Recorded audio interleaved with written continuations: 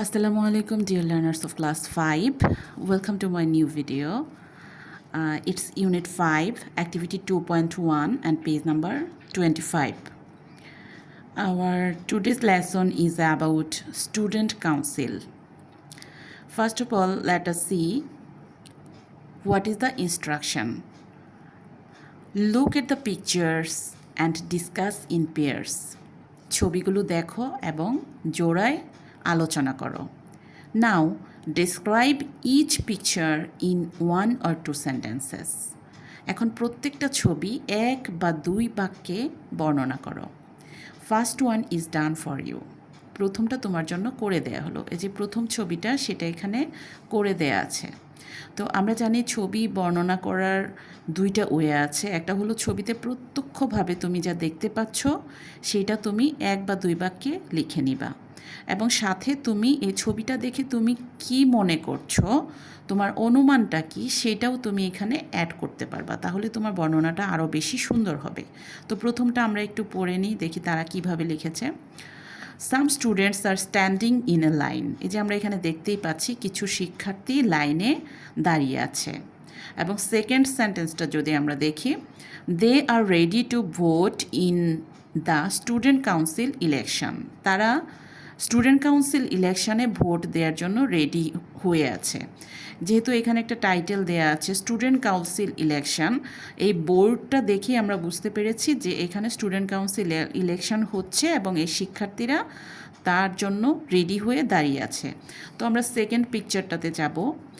আমাদের যেহেতু আমরা আগেই বলেছি যে আমাদের দুইটা ওয়ে আছে। একটা হলো ছবিতে আমরা প্রত্যক্ষভাবে যা দেখছি তা আমরা প্রথমেই লিখে ফেলবো, তারপর আমরা এই ছবিটা থেকে কি বুঝতে পারছি সেটা লিখব। তো প্রথমে আমরা যেটা দেখছি সেটা হচ্ছে এখানে কয়েকজন শিক্ষার্থী ভোট দিচ্ছে। তার জন্য আমি এখানে লিখেছি the students are casting or voting in the student council election. যেহেতু এখানে একটি বাক্স আছে এবং একজন স্টুডেন্ট কিছু একটা সেখানে ড্রপ করছে, তার মানে তারা ভোট দিচ্ছে, এটা দেখেই বোঝা যাচ্ছে। যদি আমরা সেকেন্ড সেন্টেন্সটা অ্যাড করতে চাই তাহলে সেই সেন্টেন্সটা হতে পারে এইরকম যে দে আর স্ট্যান্ডিং ইন এ লাইন। এটা আমরা আগেই দেখেছি, এখানে লেখা আছে তারা একটি লাইনে দাঁড়িয়ে আছে।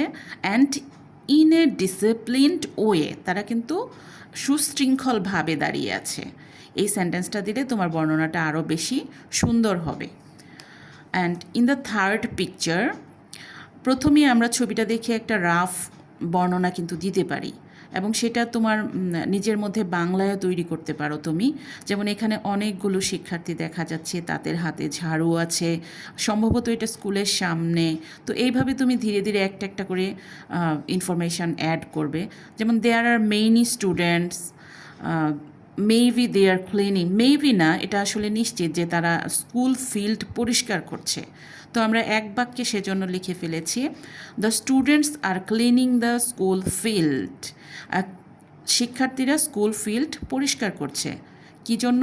Two keep the school clean, স্কুলকে পরিচ্ছন্ন রাখার জন্য। তুমি যদি এখানে আরও কোনো সেন্টেন্স অ্যাড করতে চাও, এটাকে আরেকটু ডিটেইল করতে চাও, তাহলে এখানে আমরা কিন্তু স্টুডেন্টদের পাশে একজন টিচারকেও দেখতে পাচ্ছি, এইটা তোমরা কিন্তু অ্যাড করতে পারো।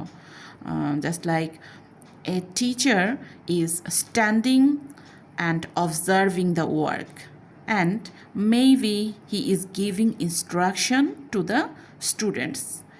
একজন শিক্ষক পাশে দাঁড়িয়ে আছেন এবং তিনি তাদের কাজটা পর্যবেক্ষণ করছেন এবং হয়তোবা তাদেরকে প্রয়োজনীয় সময়ে ইনস্ট্রাকশন বা নির্দেশনাও দিচ্ছেন যে এইভাবে তোমরা কাজটা করো। আরেকটু বেশি অ্যাড করলে তোমাদের বর্ণনাটা আরও বেশি সুন্দর হয়। এছাড়াও যদি তোমরা এই দুটি ছবিতে আরও কোনো লাইন অ্যাড করতে পারো নিজেরা, তাহলে অবশ্যই আমাকে কমেন্ট করে জানাবে। Thank you, thanks for watching.